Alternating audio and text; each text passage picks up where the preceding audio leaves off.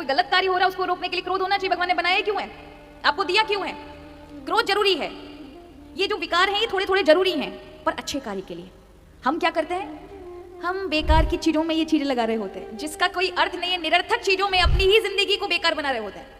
क्रोध आए संभालने के लिए और तुरंत चला जाए तो समझे अच्छा है क्रोध। और कहोगे भगवान क्रोध ना रहे, क्रोध ना रहे, तो ऐसे सीधे सादे इंसान को लेके तुम करोगे क्या जो कभी किसी कार्य के लिए उसमें ताकत ही नहीं रहेगी। क्रोध जरूरी है। आपने कथा सुनी होगी ना, कालिया नाग जमुना जी में आके रहता था। कहां रहता था? यमुना जी में। कहां से आया था? समुद्र से। गरुड़ के डर से भागकर यमुना जी में आ गए, क्योंकि यमुना जी में श्राप था गरुड़ को कि अगर वो आ गए, सौबरी ऋषि का श्राप था, क्योंकि वो गरुड़ जी मछली ले जाते थे यमुना से, तो उन्होंने श्राप दे दिया सौबरी ऋषि ने कि यमुना में जैसे ही तुम आओगे तुम्हारी मृत्यु हो जाएगी। इसलिए कालिया नाग को पता था कि उसके लिए सेफ जगह जो है, सुरक्षित जगह जो है वो यमुना का किनारा है, यमुना जी है। तो वो छोड़कर कहां गया? यमुना जी में। इसका अर्थ समझते, भगवान ने उसे नाद करके मारा नहीं है उसको, केवल उसके ऊपर नृत्य किया, अपनी छाप लगाई और कहा सीधे जाओ समुद्र, यहां मत रहो। इसके पीछे बहुत बड़ा रहस्य है। ये कालिया नाग क्रोध है, क्रोध को खत्म नहीं किया जा सकता, ये लिख के ले लीजिए। क्रोध हमेशा रहेगा क्योंकि हमारे जीवन में अहंकार है, तमोगुण भी है, उसी के कारण जीवन चल रहा है। तमोगुण नहीं रहा तो नींद नहीं आएगी। अब नींद नहीं आएगी तो कैसी हालत होगी हमारी? तमोगुण होना जरूरी है ना।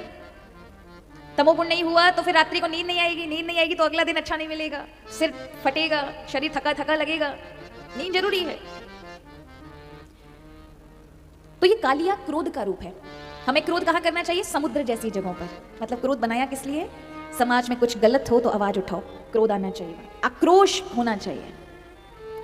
कुछ गलत हो रहा हो, कोई बेचारा गरीब पिट रहा हो और कोई बड़ा बनकर के और किसी पे हिंसा कर रहा हो, गलत कर रहा हो, तो क्रोध आना चाहिए उसको रोकने के लिए। हमारी बहन बेटियों के साथ कुछ गलत हो रहा हो तो क्रोध आना चाहिए। जरूरी नहीं कि हमारी बेटी हो तभी, किसी की भी हो, कुछ गलत हो रहा है तो हम नहीं सहेंगे, ये क्रोध आएगा तभी। लेकिन हम उतारते हैं महाराज, सब्जी में नमक ज्यादा हो गया तो क्रोध कर दिया, पत्नी का ये कुछ ज्यादा ऊंचा बोल गई, वहां क्रोध कर दिया। पत्नी ने ये नहीं किया क्योंकि पता ही नहीं पे अपन ज्यादा दम दिखा सकते हैं, बाहर तो हमारा कोई सहने वाला नहीं है, पत्नी बच्चे परिवार, ये जिन पे अपन बार बार आग दिखा सकते हैं, बेचारे कुछ कहेंगे नहीं। गलत है। इन चीजों में अगर अपनी इस ऊर्जा को बर्बाद करेंगे तो अपना ही जीवन खराब कर लेंगे। एक उदाहरण मैं हमेशा कथाओं में रखती हूँ।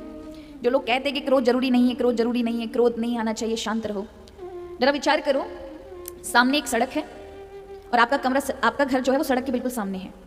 आप अभी ऊपर दरवाजा खोल करके टहलने के लिए सामने दरवाजा खोलकर आए हैं।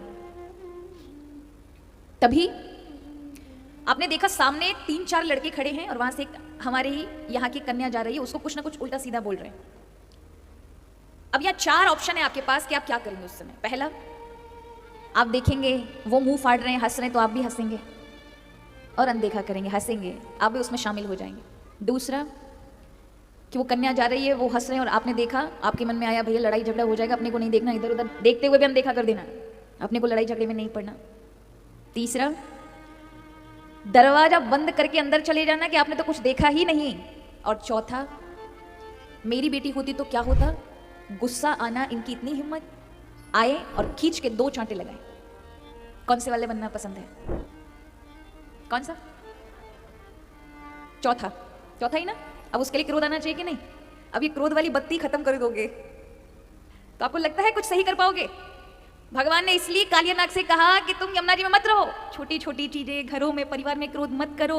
अच्छे कार्य के लिए भगवान ने, सुधार के लिए आक्रोश दिया है, वहां क्रोध करो। अपना इन छोटी छोटी पारिवारिक इन झगड़ों में अपना क्रोध की उस ऊर्जा को बर्बाद मत करो जिस ऊर्जा को भगवान ने किसी अच्छे कार्य के लिए दिया है। पर प्राय हम बड़े कार्यों में तो एकदम कमजोर और बिना किसी उसके हम में वो ऊर्जा ही नहीं है, और ये इस ऊर्जा को हम अपने परिवार, अपने ही लोगों में उनका जीवन बर्बाद करने में और अपना साथ में बर्बाद करने में लगा रहे होते हैं।